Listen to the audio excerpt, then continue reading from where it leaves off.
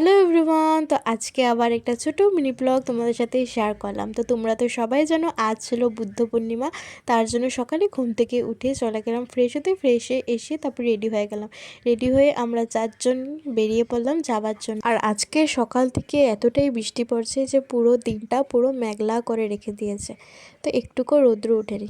তারপর টোটো এসে পড়েছে, তারপরে আমরা সবাই মিলে টোটোতে উঠে গেলাম।